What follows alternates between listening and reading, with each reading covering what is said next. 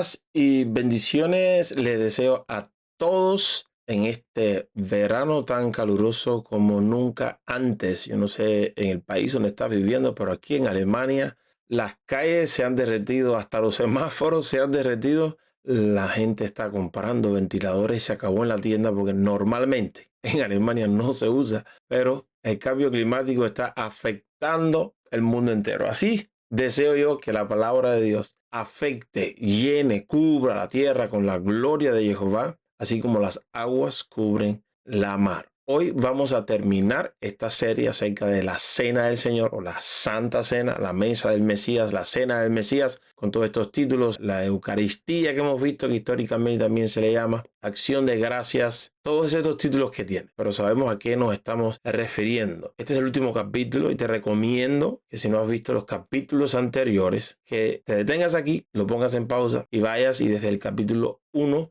veas todo lo que hemos estado exponiendo acá con testimonios de la antigüedad, de los primeros pensadores cristianos, los conocidos como padres de la iglesia, de comentarios bíblicos, de Biblias de estudio, de maestros de Israel. Hemos traído acá un montón de información para compartir con ustedes. Si al final tú decides mantener la opinión que tenías hasta ahora, no hay problema con eso. Eso es algo que tú tienes que revisar y dar cuentas delante del Creador, así como tengo que hacerlo yo y como cada uno de nosotros. Pero hemos compartido contigo aquí todo lo que está a nuestra disposición hasta ahora en lo referente a esta cena tan importante. Hoy, para el final, vamos a tratar un tema que en realidad fue el que dio origen a todo este estudio. Aquí vamos. ¿Qué hay sobre la participación de los niños en la Cena del Señor? Para responder a esta cuestión, recordemos lo importante que es a la hora de interpretar el texto bíblico, comenzar por su aplicación histórica, es decir, por el entendimiento de aquellos que recibieron esas palabras y la forma en la que ellos lo aplicaron. Naturalmente que no tenemos todo a disposición, pero lo que tenemos debemos detenernos y examinar. Yo también le llamo acercarnos lo más posible a la mente y a la aplicación de nuestros hermanos de la primera comunidad mesiánica, de los cristianos, los creyentes, los discípulos de Cristo de los primeros años, la aplicación histórica. Vimos anteriormente que en el pueblo de Israel se conocía de diferentes escenas de interpretación mesiánica y que esto fue aplicado por los primeros discípulos de Jesucristo, sus primeras experiencias, como la comunidad viviendo bajo el nuevo pacto. También hemos podido comprobar que se trataban de cenas, comidas realizadas en un contexto bien familiar y no una pequeña pieza de pan y una pequeña copa de vino como se practica hoy en día en casi todo el mundo evangélico. La forma en que estamos participando de la cena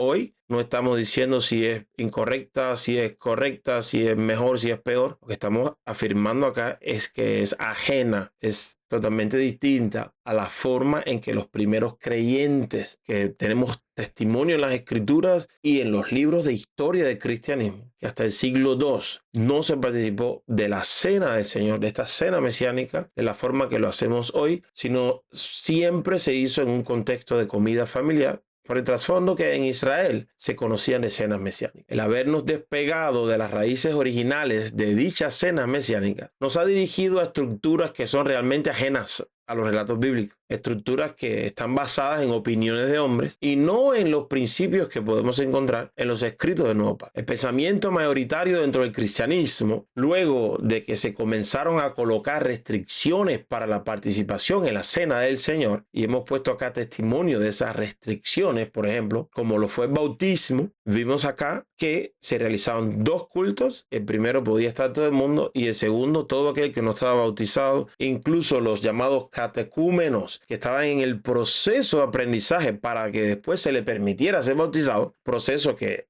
en sus comienzos fueron 3 años, tenían que salir, no podían participar del culto donde se iba a celebrar la cena. Estaba esa restricción que no aparece en ningún lugar en la escritura, sino basado en la experiencia que tuvieron en aquel tiempo, de los cuales vimos algunos, no lo vamos a repetir aquí, pero cuando comienzan estas prohibiciones, pues se abre el espacio al debate de si los niños pueden o no participar de la cena, que recuerda, la cena recuerda el cuerpo sacrificado del Mesías y su sangre derramada para el nuevo pacto. Aquellos que aceptaban el bautismo de infantes, al parecer tenían menos dificultades con la participación de los menores, porque si el bautismo era la restricción y ellos bautizaban a los menores de edad, pues no había problema. Pero aquellos que solo practicaban el bautismo para adultos restringieron completamente la participación de los niños en la cena. ¿Cómo habrá sido tratado este tema entre los primeros creyentes en el Mesías? El tema de los niños y de su participación en la cena. ¿Qué vamos a hacer? En realidad no tenemos ningún texto que diga que no pueden, ni tampoco un texto que diga claramente que pueden. Por lo tanto, tenemos que analizar, basado en el contexto histórico, cómo fue tratado este tema para llegar a una conclusión hoy basado en un apoyo de principios de la Escritura. Si estás dispuesto a introducirte en esto, pues aquí vamos a tomarnos el tiempo. Si te causa conflicto, pues mejor no lo veas, porque esto no está aquí para causar conflicto, sino para lograr que esas palabras de nuestro Mesías Yeshua, nuestro Señor Jesucristo, cada día más hagan efecto en nuestras vidas cuando Él dijo: conoceréis la verdad y la verdad os hará libres. Así hemos llamado este canal. Si eres nuevo, pues eres bienvenido, bienvenida. Si estás aquí en la familia apoyando, muchísimas gracias de todo corazón, que esta familia que va creciendo. Vuestros likes nos ayudan con el algoritmo, pero recuerde, no nos cansamos de repetir, lo principal de nuestro corazón en esto es que estas palabras lleguen, que usted comparta por todas sus redes sociales si esto le bendice. Si te registras, si te suscribes y le das a la campanita, pues estarás siempre actualizado de lo que estamos haciendo, o mejor dicho, de lo que Dios está haciendo a través de nosotros. Los primeros creyentes en el Mesías, ellos recordaban el sacrificio del Señor como parte de cenas que tenían lugar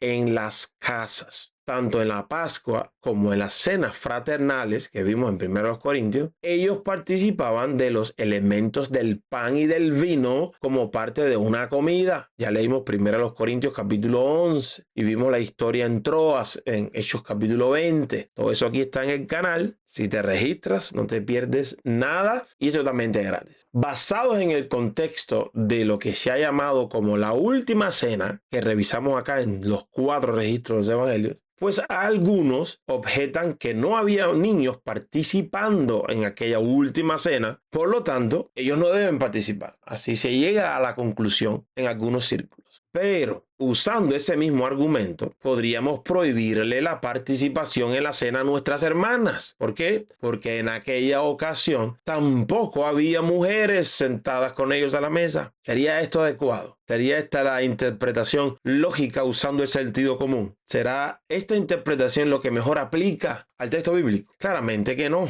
Claramente que no. Por consiguiente, esa no debe ser la forma de interpretar esta cuestión. Si queremos ganar en entendimiento sobre la participación de los niños o no en la cena. Si la cena era realizada en un contexto familiar, y sabemos que ellos comían juntos en las casas de los creyentes, como está en el libro de los Hechos, capítulo 2, versículos 42 y 46, que de casa en casa compartían el pan. ¿Será razonable creer que ellos sacarían a sus hijos menores de la casa o de la habitación donde estaban cenando en el momento de recordar el significado del pan y del vino del cual participaban cenando en comunión? A mí no me hace sentido, pero sigamos buscando argumentos para no basarnos en aquello que para nosotros hoy resulta razonable o no. Vamos a ver si escudriñando la Escritura encontramos algún argumento que nos ayude a dar una respuesta. La cena del Señor es una cena que recuerda un pacto. La cena no solamente recuerda el sacrificio, no solamente anuncia su regreso, sino la cena también es testimonio de un pacto. En Lucas capítulo 22, versículo 20, de la misma manera, tomó la copa después de la cena y dijo: esta copa es el nuevo pacto en mi sangre, que es derramada por ustedes. Hacer esto en memoria de mí. Pablo repite esas palabras también en 1 Corintios 11. Si se toma como referencia la cena pascual, por ejemplo, que es la misma cena en la que nuestro Señor Jesucristo participó con sus discípulos antes de padecer, que lo vimos que literalmente lo dice el registro de los evangelios, esta, la cena pascual, tenía que ser celebrada por toda la congregación, pero se celebraba en casa por familias. Vamos a ir al texto bíblico en Éxodo capítulo 12, versículos 46 y 47.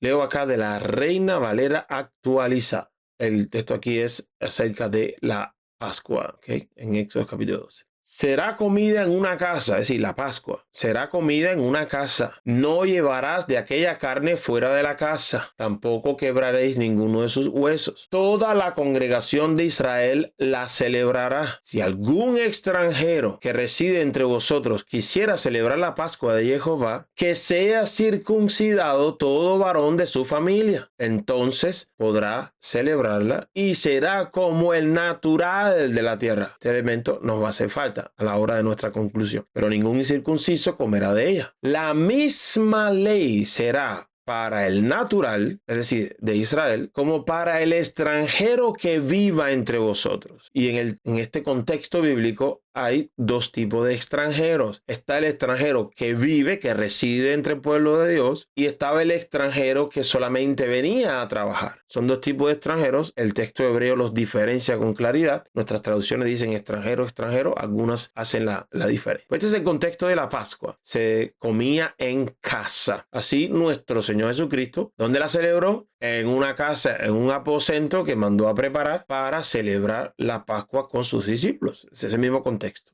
Los hijos, aunque fuesen menores de edad y no hubiesen confesado conscientemente su fe en el Dios de Israel, participaban de la cena. ¿Por qué? Y recuerde que en esa última cena no había niños. Tenemos que revisar entonces en el contexto de Israel, cuando celebraban la Pascua en familia, si los niños podían participar o no de la cena. Aquí decimos que sí. ¿Por qué? Porque desde el octavo día después de su nacimiento, los niños eran colocados bajo el pacto de Jehová con Israel mediante la fe de sus padres. Al ser circuncidados, estaban bajo el pacto. Si un extranjero que quería participar, que moraba entre el pueblo de Israel, se circuncidaba y podía participar, cuanto más uno nacido allí que fue circuncidado al octavo día. Y que los niños podían participar, los menores de edad podrían participar, participaban de hecho de la cena con su familia. Si usted ve la liturgia, el Seder,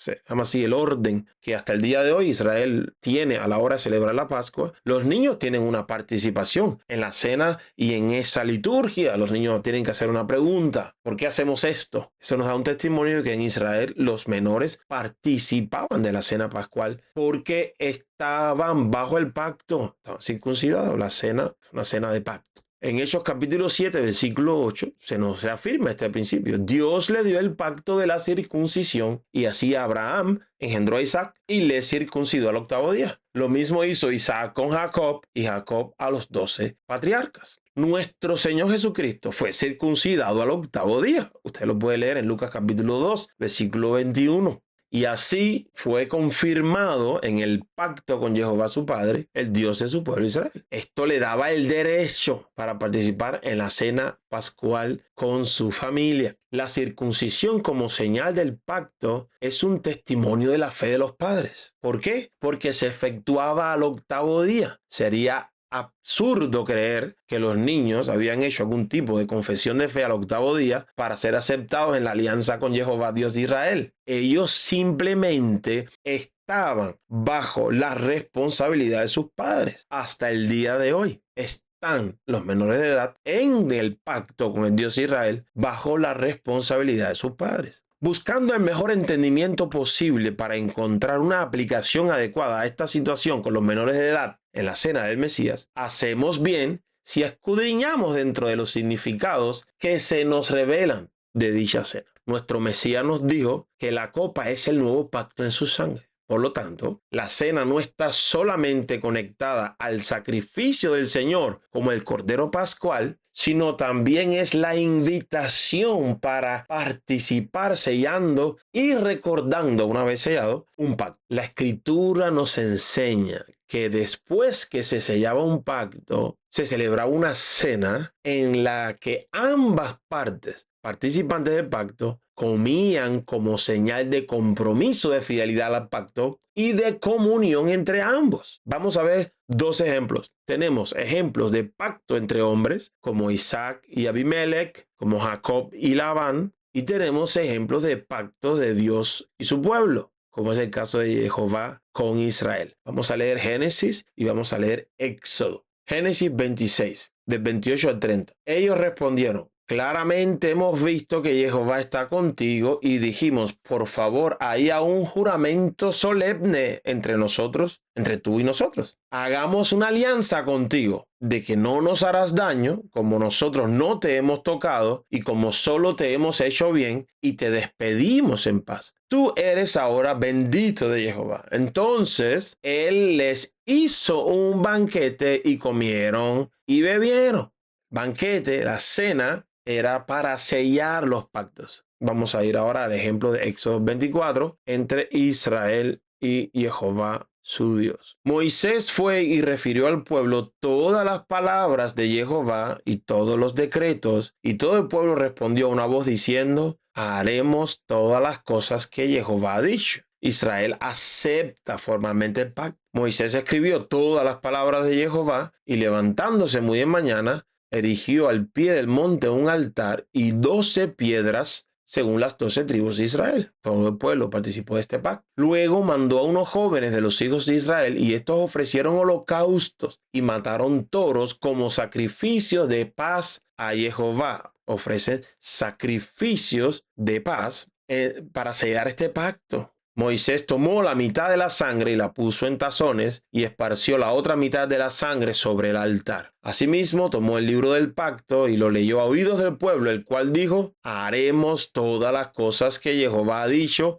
y obedeceremos. Entonces Moisés tomó la sangre y roció con ella al pueblo diciendo, he aquí la sangre del pacto que Jehová ha hecho con vosotros referente a todas estas palabras. Luego Moisés, Aarón, Nadab, Abiú y 70 de los ancianos de Israel subieron y vieron al Dios de Israel. Debajo de sus pies había como un pavimento de zafiro, semejante en pureza al mismo cielo. Y no extendió su mano contra los príncipes de los hijos de Israel. Ellos vieron a Dios y comieron y bebieron. ¿Por qué comieron y bebieron? Porque la cena de un sacrificio de paz era la culminación, la celebración y la declaración de fidelidad de un pacto de ambas partes como compromiso de fidelidad al pacto que se acababa de establecer y aceptar. Ese es el trasfondo que tenemos de las cenas que están relacionadas con pacto.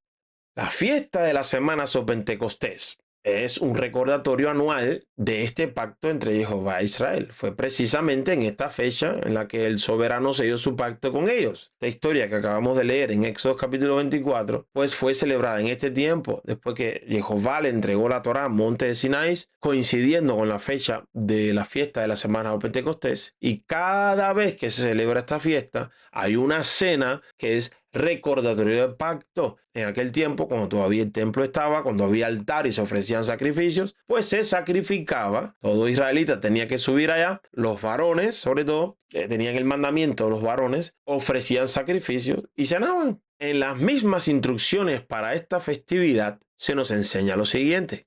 7 semanas contarás desde el comienzo de la siega de la mies. Comenzarás a contar 7 semanas. Entonces celebrarás la fiesta de Pentecostés a Jehová tu Dios. Darás según la medida de la generosidad de tu mano, según Jehová tu Dios te haya bendecido. Y en el lugar que Jehová tu Dios haya escogido para hacer habitar allí su nombre, te regocijarás delante de Jehová tu Dios, tú con tu hijo, tu hija, tu siervo, tu sierva, el levita que esté en tus ciudades, y el forastero y el huérfano y la viuda que esté en medio de ti. Si seguimos revisando en otro ejemplo que tenemos, en este caso en el contexto de la historia del milagro que Jehová Dios realizó para que el profeta Samuel fuese concebido por su madre Ana, leemos otro ejemplo del aspecto de cenas en cuestiones de aceptación o recordatorio, memoriales de pacto. Primer libro de Samuel, capítulo 1, versículos 3 y 4. Aquel hombre subía año tras año desde su ciudad para adorar y ofrecer sacrificios a Jehová de los ejércitos en Silo. Allí estaban los 2 hijos de Eli, Ofni y Fineas, sacerdotes de Jehová. Y cuando llegaba el día en que Elcaná ofrecía sacrificio, daba porciones ¿a quién? A Penina su mujer y a todos sus hijos e hijas. Esta subida año tras año para ofrecer sacrificios era en el contexto de las festividades en honor a Jehová. Lo puedes leer en Éxodo 34, versículo 23. Lo puedes también leer en Deuteronomio, capítulo 16. Allí se celebraba y se recordaba el pacto con el Dios Israel, participando de una cena con porciones del sacrificio que se acababa de ofrecer en adoración. De estas porciones se les daba a todos los hijos, porque por mediación de su padre estaban colocados bajo el pacto. Una vez mayores, ellos tenían que confirmar su fe y al crear posteriormente sus propias familias, quedaban al frente como responsables de transmitir esa fe a su descendencia. Por cuestión lógica, estamos hablando de los varones porque a las mujeres no se le efectuaba circuncisión en Israel, solamente a los varones al octavo día. En el Israel del tiempo de la venida de nuestro Mesías Yeshua, leemos en la Biblia de estudio, Dios habla hoy, que era costumbre que a la edad de 12 años los hijos se preparaban para ser afiliados oficialmente a la comunidad del pacto. Su incorporación oficial se realizaba a los 13 años. ¿Por qué este detalle es importante? Si leemos en Lucas capítulo 2, versículos 41 y 42, dice que iban sus padres todos los años a Jerusalén, hablando de los padres de Jesús, los padres de Yeshua, para la fiesta de la Pascua. Cuando cumplió 12 años, subieron ellos a Jerusalén conforme a la costumbre de la fiesta. Algunos opinan que esa fue la primera vez que el Señor Yeshua subió a la fiesta de la Pascua. Otros no lo consideran así. Yo tampoco lo considero que sea así, sino considero que es resaltada esta vez a la edad de 12 años por el detalle de que conforme a la costumbre, a los 12 años, subían a la festividad de forma especial. ¿Qué costumbre? Podemos leer el significado de esta costumbre en un comentario bíblico. En este caso, el comentario bíblico de Matthew Henry, de la editorial CLIE. Los doctores judíos dicen que a los 12 años los niños deben comenzar a ayunar de vez en cuando y que a los 13 un niño comienza a ser hijo del mandamiento al haber sido durante toda su infancia en virtud de la circuncisión hijo del pacto. Y esta frase de hijo del mandamiento, hasta el día de hoy se celebra una ceremonia en Israel que se llama Bar Mitzvah, hijo del mandamiento. Esto nos ayuda a entender, ahora que estamos aquí, le doy otra información que no tiene que ver directamente con el tema que estamos hablando, pero esta frase de hijo del mandamiento lo explica cuando Pablo está disertando a los romanos diciendo, antes de que yo conociera la Torá, vivía sin ese problema de conciencia, pero una vez venido el mandamiento, el pecado cobró fuerza y yo morí. ¿Cómo entender eso? ¿Cómo que una vez venido el mandamiento si Pablo fue circuncidado al octavo día? ¿A qué se está refiriendo? Se está refiriendo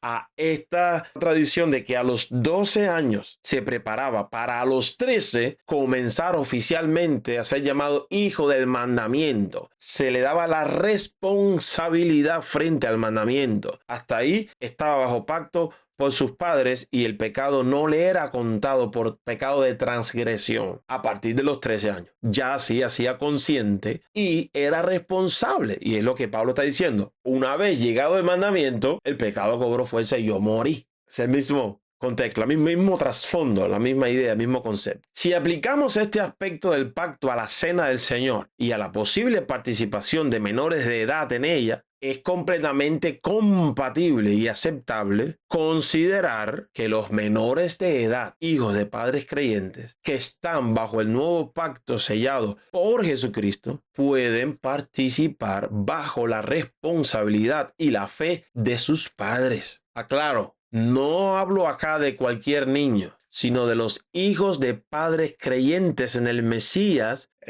que entregó su cuerpo y que derramó su sangre por los suyos, por su pueblo, por su iglesia. Mientras nuestros hijos son menores de edad, son miembros de la comunidad del pacto por la fe que profesan. Interesantemente, hemos escuchado el término yo nací en el evangelio. Yo soy cristiano desde la cuna. ¿A qué se está refiriendo? Que desde pequeño conocía el evangelio de su casa, fue instruido en el evangelio de su casa y su padre los trataron como niños cristianos. Cuando corregimos a nuestros hijos por un mal comportamiento en la escuela, en la calle, en el barrio, que le decimos un niño cristiano no se comporta así. Los consideramos como cristianos. Sin embargo, a la hora de participar de la cena, quedan excluidos. Nos estamos contradiciendo a nosotros mismos. O son cristianos o no son cristianos. Si son cristianos, si son seguidores del Mesías, pueden participar de la cena porque él invitó a todos sus discípulos. Si no pueden participar de la cena porque no son cristianos, porque no son discípulos, bajo alguna consideración, entonces no podemos seguirle diciendo que son niños cristianos. Nota la contradicción aquí.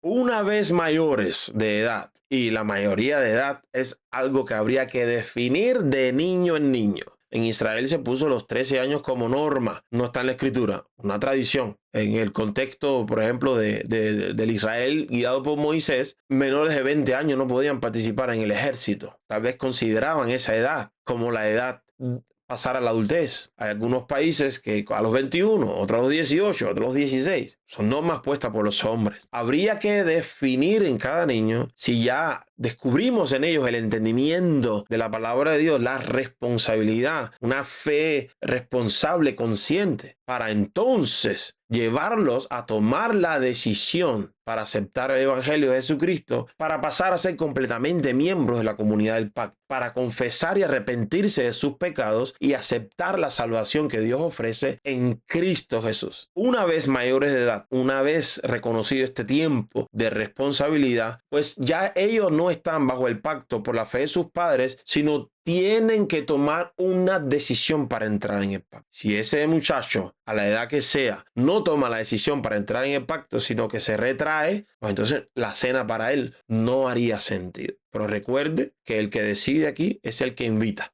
no los invitados. Su decisión, la decisión de los hijos, los niños que alcanzan ya cierta madurez, será como la de aceptar el sacrificio para entrar en pacto y de comprometerse a ser fieles del mismo. Y una vez hecho esto, participan en la cena en una dimensión diferente, con un significado diferente, ya no porque estoy en el pacto con mis padres, sino porque he tomado la decisión, he aceptado el desafío, he hecho el firme compromiso de ser fiel al pacto y dar testimonio y honrar al Dios con quien he pactado. A partir de entonces, la cena para ellos toma una dimensión y un significado diferente.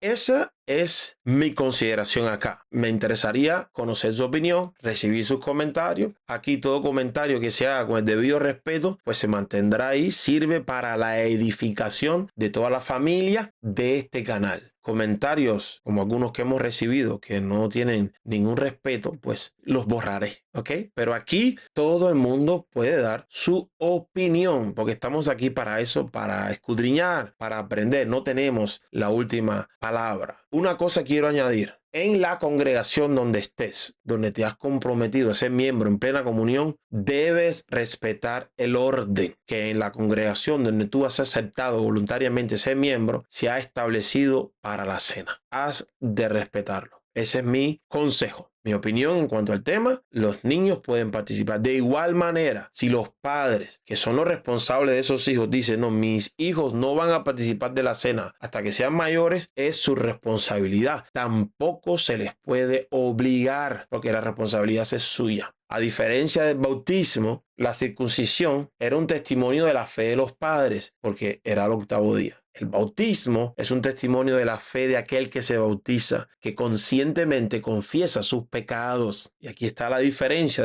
entre el bautismo y la circuncisión como señales de pacto. Mi deseo es que Jehová te bendiga, te guarde, que haga resplandecer su rostro sobre ti, tenga de ti misericordia, que fije en ti su mirada y ponga en ti su shalom. Amén y amén.